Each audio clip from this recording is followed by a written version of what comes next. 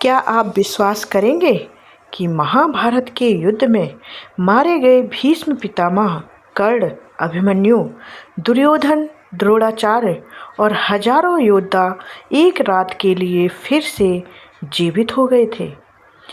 जी हाँ, कल्पना कीजिए एक ऐसी रात जब मृत्यु की सीमा टूट गई, बिछड़े हुए पुत्र अपनी माताओं से मिले, पत्नियां अपने पतियों के सामने खड़ी थीं और बरसों से बहाए जा रहे आंसू अचानक खुशी में बदल गए।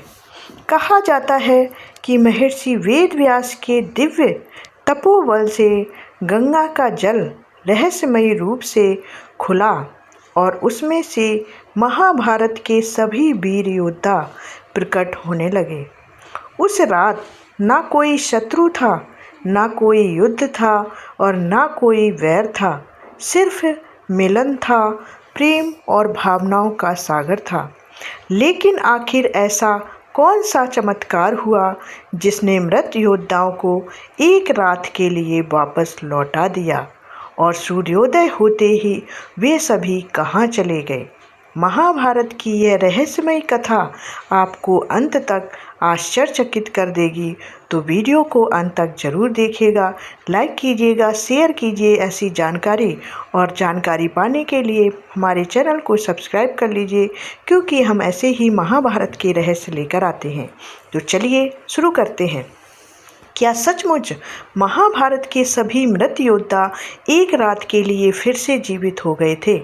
यह रहस्यमयी घटना महाभारत की सबसे अद्भुत और कम चर्चित कथाओं में से एक मानी जाती है। महाभारत का विनाशकारी युद्ध समाप्त हुए 15 वर्ष बीत चुके थे। अपने 100 पुत्रों को खो चुके धृतराष्ट्र और गांधारी संसार से विरक्त होकर वन में तपस्या करने चले गए। उनके साथ माता कुंती, महात्मा विदुर और संजय भी वनवास के लिए निकल पड़े। कुरुक्षेत्र के समीप स्थित आश्रम में सभी कठोर तपस्या और साधना में लीन हो गए।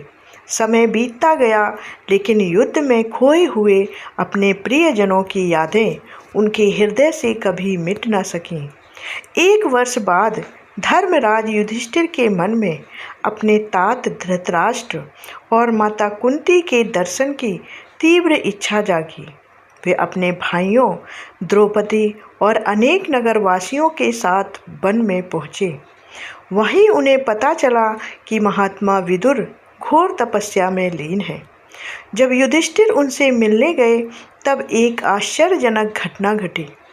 विदुर ने अपने अंतिम क्षणों में अपने प्राण त्याग दिए और उनका तेज तथा दिव्य चेतना सीधे युधिष्ठिर में समा गई। इस घटना ने सभी को स्तब्ध और शोकाकुल कर दिया। गंगा तट पर विदुर का अंतिम संस्कार किया गया और पूरी रात शोक में बीत गई।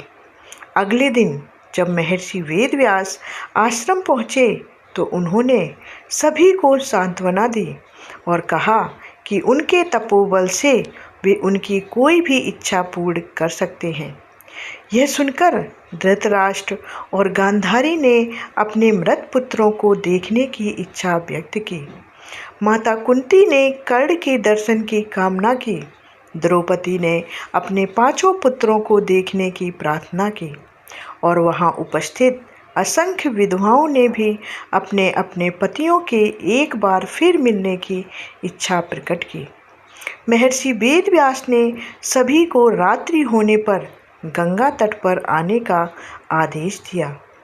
जैसे ही अंधकार ने धरती को ढका, गंगा तट पर एक अलौकिक और रहस्यपूर्ण दृश्य प्रकट हुआ। महर्षि वेदव्यास गंगा के जल में उतरे और अपने दिव्य तपोबल से कुरुक्षेत्र युद्ध में वीर गति प्राप्त सभी योद्धाओं का आवाहन किया। अगले ही क्षण गंगा का जल मानो जीवित हो उठा हो। जल की गहराइयों से भीष्म पितामह, द्रोणाचार्य, कर्ण, दुर्योधन, अभिमन्यु, घटोत्कच, शिखंडी, द्रौपदी के 5 पुत्र और अनगिनत योद्धा दिव्य रूप में प्रकट होने लगे।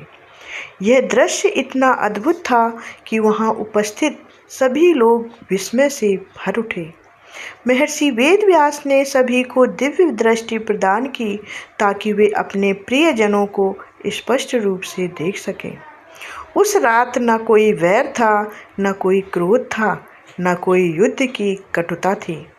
धृतराष्ट्र ने अपने पुत्रों को देखा, गांधारी ने अपने वंशजों को हृदय से लगाया, कुंती ने वर्षों बाद कर्ण के दर्शन किए और द्रौपदी ने अपने पुत्रों को देखकर अश्रुपूर्ण नेत्रों से उन्हें आशीर्वाद दिया।